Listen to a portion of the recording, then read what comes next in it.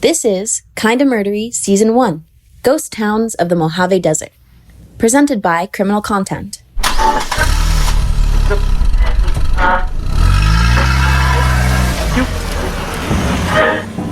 You're rocketing down the 15 freeway between Vegas and LA. It's a scorched wasteland of Airstream meth labs and unrelenting heat. This is no place you'd want to stop. But the car's on fumes, so you take the exit and you pull up to the gas station. It's abandoned, a concrete canvas that some local Michelangelos turned into the Sistine Chapel of spray paint penis. A grave marker for every crazy story lost in the desert sands. These are the ghost towns of the Mojave Desert. And this is Kinda Murdery.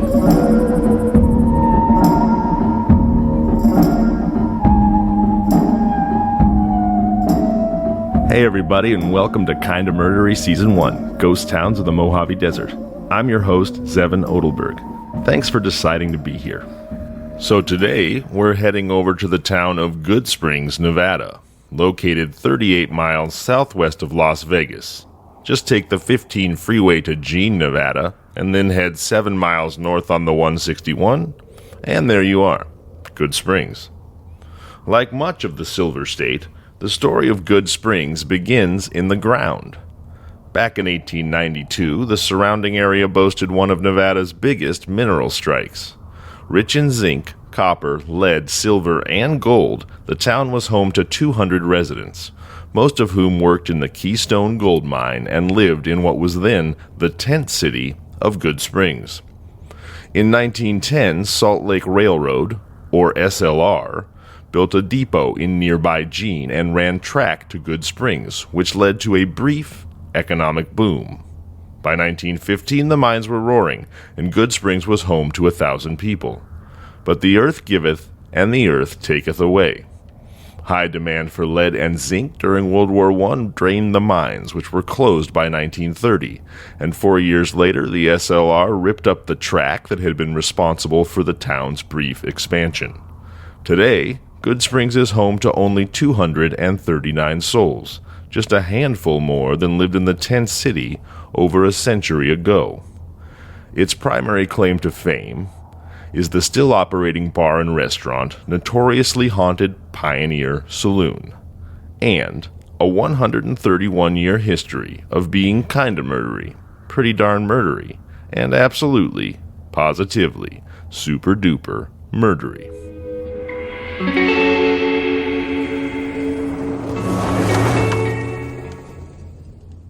Today, Kinda Murdery is experiencing the happiest of all deja vus as we are joined by actor, writer, director of the brilliant film Mass, star of Cabin in the Woods and You Might Be the Killer. That's right. Here with us once again is the incredible Fran Kranz. Hey, man. Thank you for that nice introduction. I appreciate it. Happy to be here, man. Happy to have you. I'm also joined by my on-air producer, Adam Volrich. Hey, Adam, how you doing? I'm doing well, man. I'm like the, what do you think, the Wayne to your Garth? Or rather, the Garth to your Wayne? Party It was a real Garth move of me to mess that one up. Yeah, you're definitely Garth. That's Sean Christensen from Criminal Content, and I'm not very good at being by myself, so I appreciate all of you keeping me company. We're here for you. Yeah, no one needs to be alone right now. You know, Fran, we're still in the first half of 2021, and already the roaring 20s have been an absolutely insane decade. You know, it reminds me a little bit of the whiteboard in Cabin in the Woods. So far, we've had the voracious locusts that destroyed like all the crops in Africa. Uh-huh. The entire continent of Australia burned down. We've got this worldwide super plague. There was an attempted coup d'etat on Capitol Hill. And oh, did you see this story coming out of the... Too, there was have you heard about the cocaine boars, guys? Yeah. It's like an actual thing, right? So in Italy, right? So the Italian mafia, which I guess is still a thing, obviously, COVID cannot stop organized crime. No.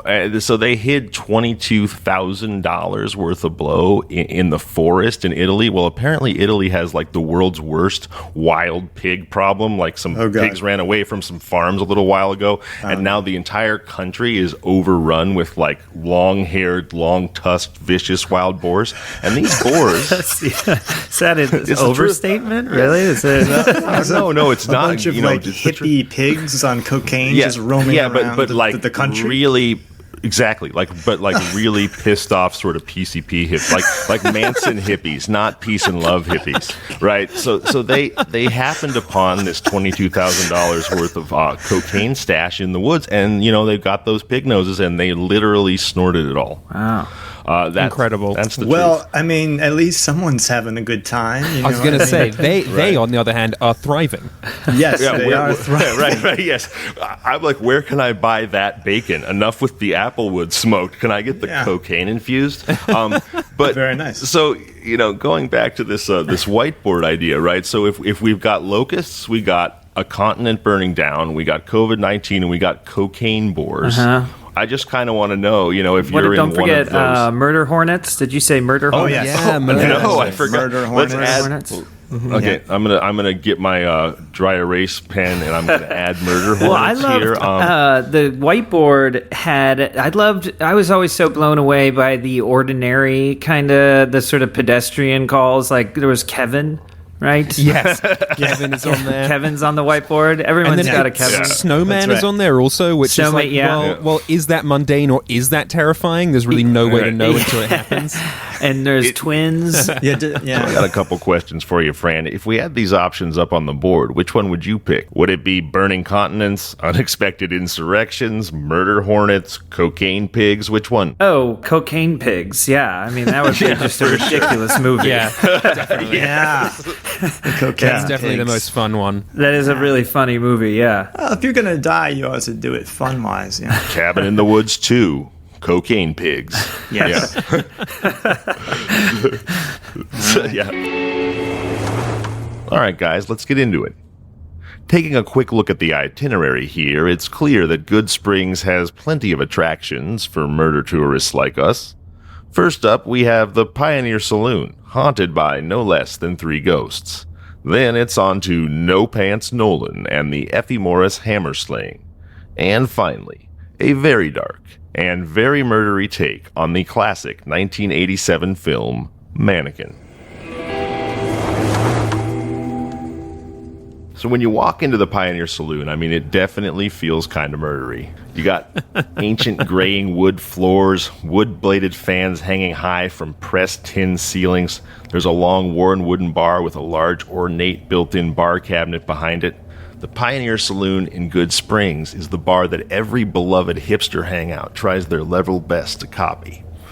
There's one thing about the Pioneer Saloon that can't be easily emulated, and that's the hauntings. And they make a business out of selling tickets to something they call the Haunted Lockdown. Basically, what you do is you take a bus from Las Vegas, you buy tickets for you and your bovine family, and you hang out in the Pioneer Saloon from midnight to 4 a.m., hoping to encounter the ghosts. And that is the Haunted Lockdown. Yeah, they say it on the website like that's a good thing. Like from midnight to 4 a.m. in the Pioneer Saloon. It's wild. Yeah, it sounds horrible to me. Who's doing that? You don't stay the full 4 hours, do you? For some reason, I got the sense these are like little... They're like escape rooms. It's like you get a little... a little 20-minute in and out. You get a little spooked and go home. I believe you are paying to actually be locked in to the bar for those 4 hours from the witching, from midnight to witching hour. And so when I first saw them call it Haunted Lockdown, I was like, because, they often refer to the quarantine here as a lockdown, right? So I was like, are these guys like actually trying to capitalize on coronavirus with a business that locks a bunch of people from all over the country into a single small room? Because it's not going to be the ghosts that get you, What is the haunted nature of this? What's happening in there during this? So the ghosts, right? And they have like Ghostbusters technology there for you to track them. You see they have this EMF, EVP readings, these electric voice recorders or something. Yeah. It's wild. No, they have these ridiculous pictures. Everyone's holding these little kind of remotes that are like glowing green. And no one looks happy. If you go on the website, sorry, I shouldn't. Yeah, I'm looking at the photos and yeah, I mean... they don't look scared either. They look... Yeah. They look like 3:45 a.m. drunk, and they've been stuck in this bar for 3 hours. And they're probably thinking, "I hope they sanitized this ghost trap." Yeah.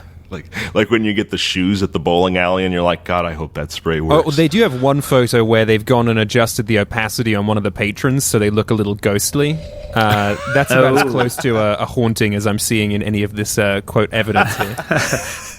The Pioneer Saloon specifically is haunted by no less than 3 ghosts. Yeah, tell us about the ghosts in there. The first one, the mysterious miner, apparently hangs out at the bar. I called him the mysterious miner because I couldn't find out anything about him. He's just that mysterious.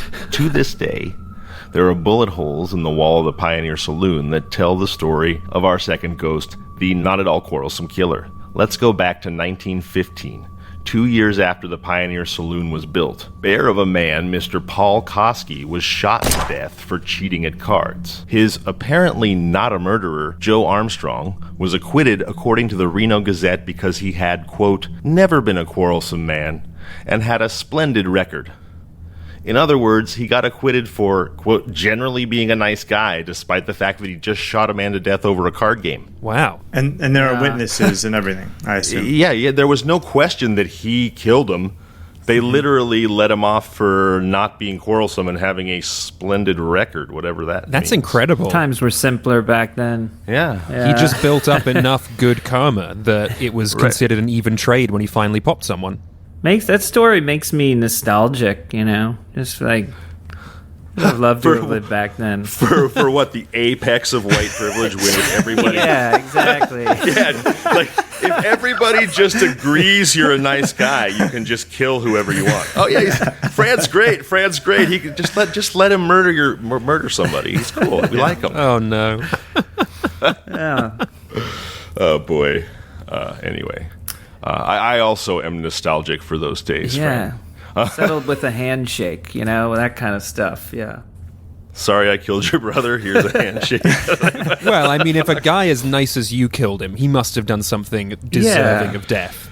Right. That was the logic. It's phenomenal. The third ghost is described as haunting the bathroom, which, if you ask me, is both inexplicable and disrespectful. Yes. Why disrespectful, you ask? Well, let's go back in time 78 years.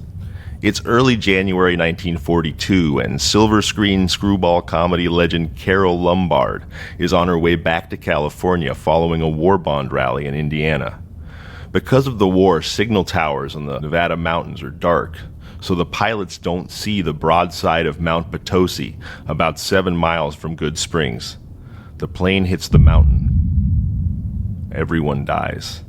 And while it may be true that Carole's King of Hollywood husband Clark Gable sat and drank at the Pioneer Saloon for 3 days waiting to hear the news of Carole's death, there's no conceivable reason given as to why she would choose to haunt the water closet at a bar she's never been to in a town she'd never been to 11 miles from where her plane went down.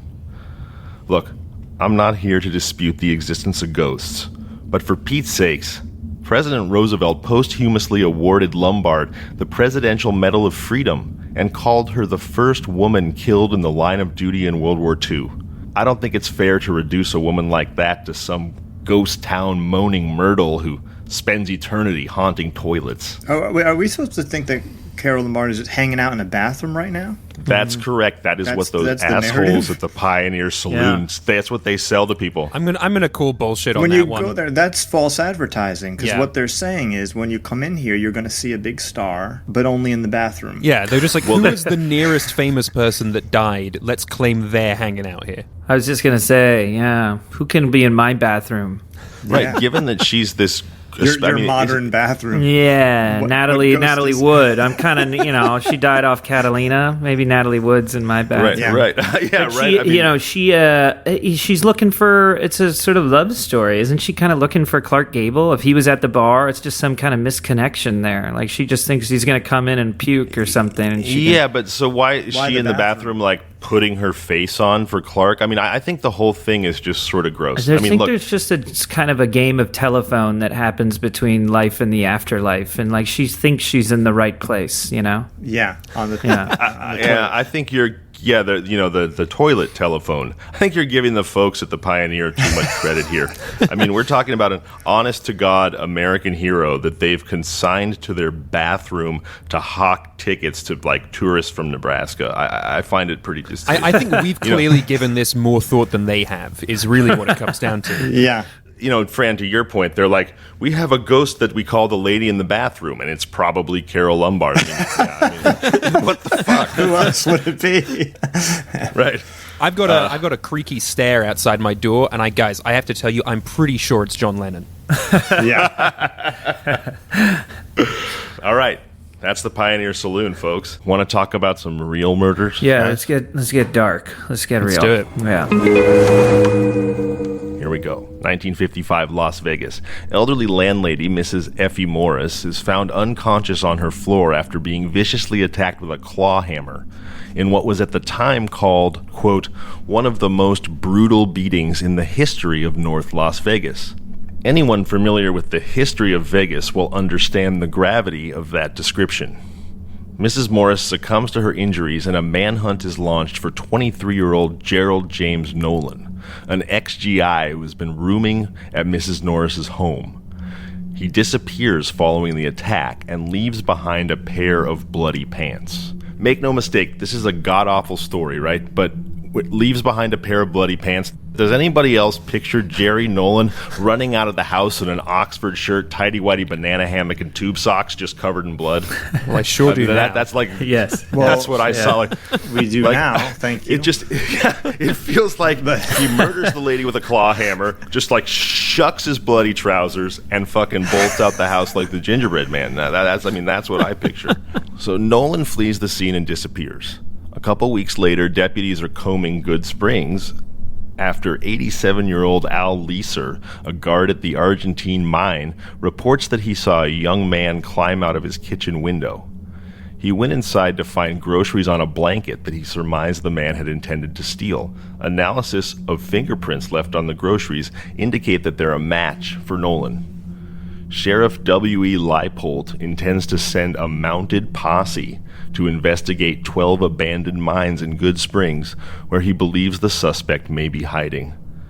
I don't know if I grew up on cowboy movies or what, but I just love the picture in 1955 of a mounted posse investigating abandoned mines. I mean, that just gets my life. Me too. Well, how far away is Goodsprings from Vegas then again? 38 miles. 38 miles. So he ran out of Vegas covered in blood, naked except for his tighty whities, and he just ran. He was so freaked out. He ran all the way to Goodsprings. No, yeah. He didn't run 38 miles. Yeah, he did in his tube socks. That's it? Is that really what's happening? Well, no, the thing about him running naked through town covered in blood, that was me. That didn't happen. But he we did. Don't know that didn't happen. He did know, right. What proof do you have that bloody pantsless murderer didn't run to Goodsprings and hide in a cave? Yeah, right. He did leave his bloody pants at the scene of the murder, and he did end up stealing groceries with a blanket 38 miles away in Goodsprings. Okay. So you're assuming he doesn't have a car. You just want the visual or pants. You just want him for your narrative to be running down a highway 38 miles in his underwear. Yeah, it sounds like like a goofy comedy. It's all like a wacky mix-up. Yeah. Or it's almost like he's mad at his pants. Oh, these bloody trousers. Yeah, and he's just he's just trying to hide because he doesn't want to be seen without pants on because that's just generally embarrassing. So this is all. That was his only pair of pants. Yes, it's like a Chaplin movie or so. He's just kind of running. Right.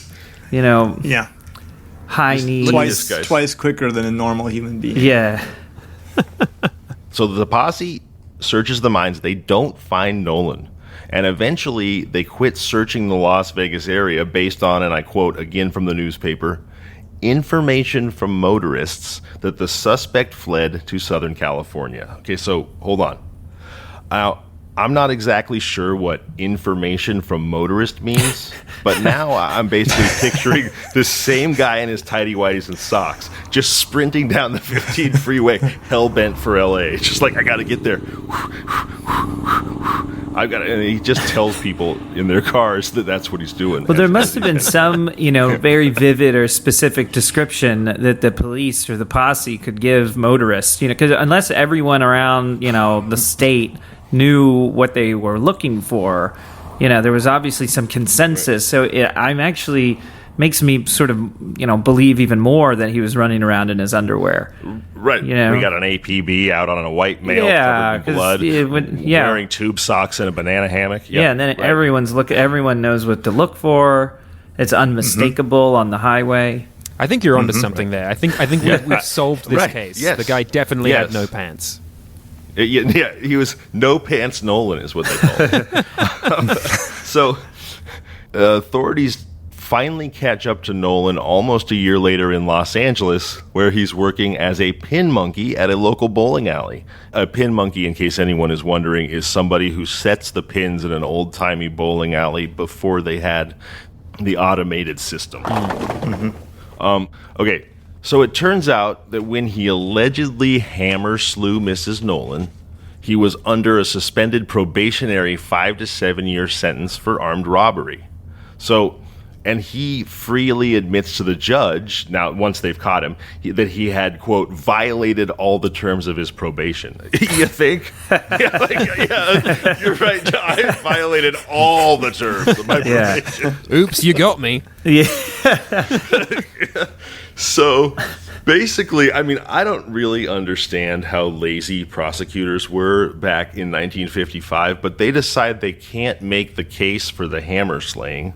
What? They decide to drop, this is all true, I'm not making up any of this, they decide to drop the hammer slaying charges, and instead they just have him serve the 5 to 7 years for armed robbery that he was already convicted to. So he goes back to jail to serve his sentence, no longer out on probation, Yes. This is like a diluted version of the J.A. Armstrong story, or like it's just like the decline of white privilege. Now they get a light sentence. Yeah. You don't get off because you're a nice guy.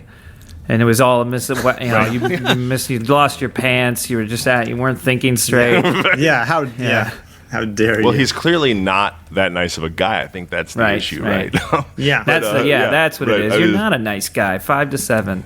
We don't like you at all, pantsless pin monkey. Yeah.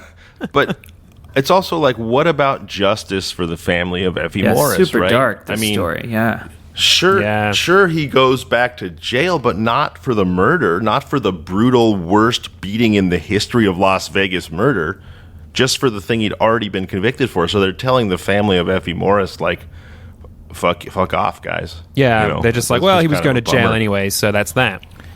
Yeah, exactly. All right. Yikes. So that is the 1955 Effie Morris Hammer Slaying.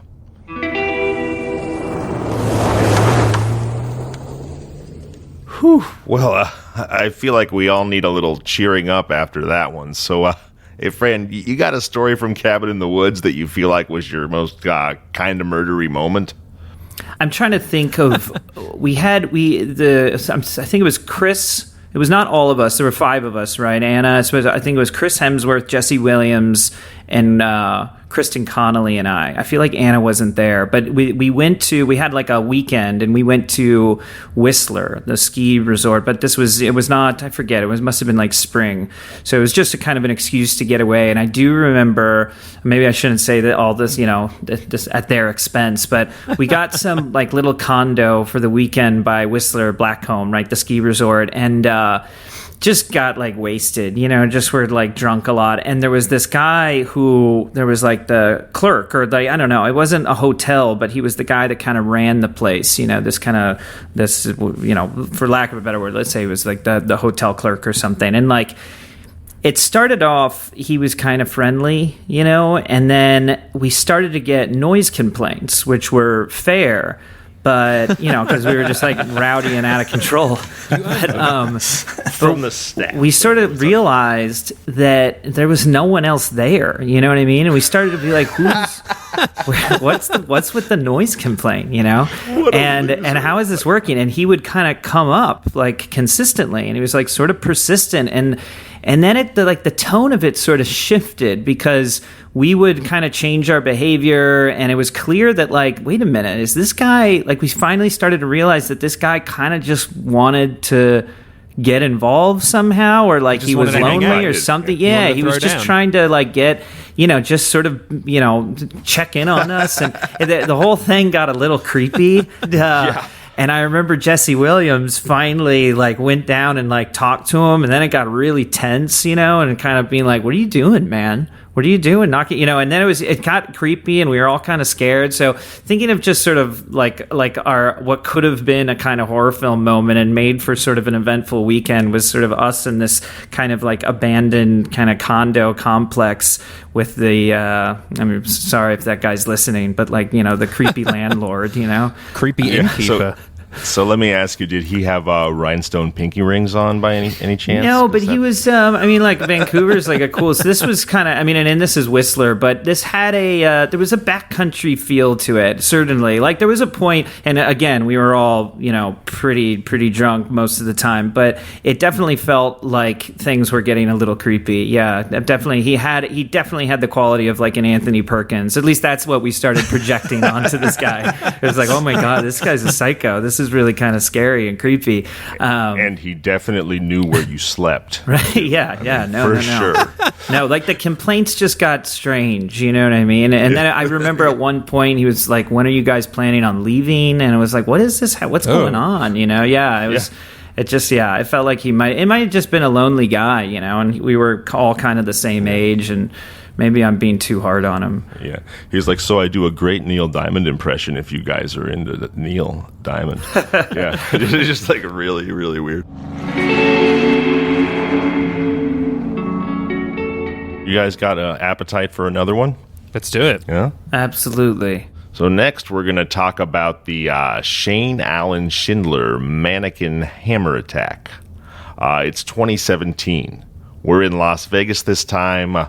You'll forgive me for wandering a little bit away from Goodsprings, but I just couldn't leave this one alone, especially in light of the fact that we've already had one hammer slaying in this episode. So let's go ahead and talk about our second hammer attack. 100 years of murder bookended by hammers. Indeed. 2017, and authorities in Vegas have been searching for a killer who so far has beat 2 homeless men to death with a hammer. They have the novel idea for a sting. Here's what they do. They take a department store mannequin, they dress it in tattered clothing, they lie it down on the sidewalk under dirty blankets, so from any sort of distance or even right next to it, it appears to be a homeless person sleeping under dirty blankets on the sidewalk. They then, get the donuts, fire up the AC in the cop car, and they sit and they watch. Okay. Enter 30-year-old Shane Allen Schindler, who takes a 4-pound ball-peen hammer out of a plastic bag and starts to savagely beat the mannequin around the head. He's arrested and initially charged with carrying an illegally concealed weapon. When he admits to police that he thought the mannequin was an actual person at the time he assaulted it, he's then charged with attempted murder. His lawyer argues that the charge is a, quote, legal impossibility because you can't murder an inanimate object. The state counters that while murdering a mannequin is a physical impossibility, it is very much a legal possibility. Since in 1976, and again in 1989, the Nevada Supreme Court rejected an argument that the impossibility of committing a crime also made it impossible to attempt to commit a crime. So I mean, there's nothing sort of more kind of murdery than like attempted murder charges for attacking a mannequin. And it also raises the question that if the state Supreme Court had already ruled twice on this issue, how often are people trying to murder mannequins in Nevada? Yeah, is there a mannequin slayer? Do you know what that was? I'm so curious what those issues were, because what are even other exampos of that? Yeah. It's like I tried to steal the clothes off a naked man, like the theft, but I couldn't. So it's not theft. I don't know what it is. Look, it's a funny question, like how often are people trying to murder mannequins in Nevada? But I mean, in all seriousness, though, Shane Allen Schindler is human garbage. I mean, I can think of very few things more despicable than brutally hammer attacking a sleeping homeless person. Am I the only one who feels like it's a little weird that their plan worked? You know what I mean? Yeah, it's just a wildly successful like this guy didn't just check under the hood or whatever when he got there. He didn't just like sort of lift the blanket a little, and that's not a real person. But also, why in the world would you think it was a dressed up mannequin? That's what my question was originally. Was why? What? I guess he just assumed that it's a real person under there. I can understand that, but I guess I just feel like, what's the glory in not, like, I don't know, he just sort of goes and... But I mean, this is a guy who has already ran up and suddenly bludgeoned and murdered 2 other homeless people successfully. So why would he suddenly think that his modus operandi was not going to be successful? And I'm assuming the other 2 were killed nearby, because it's not like this is like cheese and like a mousetrap. Like why did they think it was just going to work so perfectly? Right there. I'm assuming. Yeah, I think you're right, Fran. I think they set up the decoy on the same street or same general area where the other men had been killed. So what happened to the guy? Well, so ultimately, Schindler pleads guilty to an attempted murder charge, which carries an 8 to 20-year sentence, in exchange for the authorities dropping the concealed weapon charge and not pursuing him as a suspect in the other 2 homeless hammer slayings. So, I mean, it's sad, and we have echoes of the Effie Morris case where they decided not to go after Nolan and to just let him serve his suspended sentence for armed robbery and just kind of leave Effie unavenged. Similarly here, they drop the concealed weapons charge and they say, hey, we're not going to pursue you for killing these other 2 homeless men as long as you cop to attempted murder on the mannequin.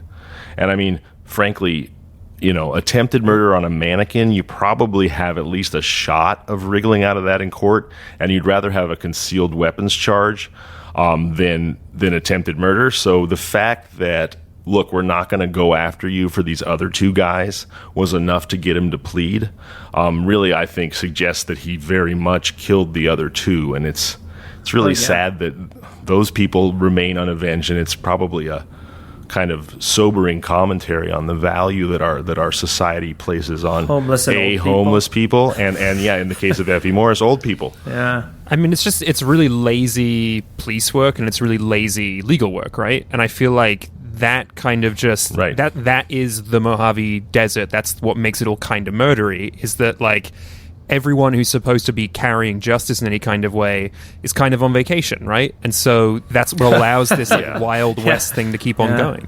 Yeah. Man.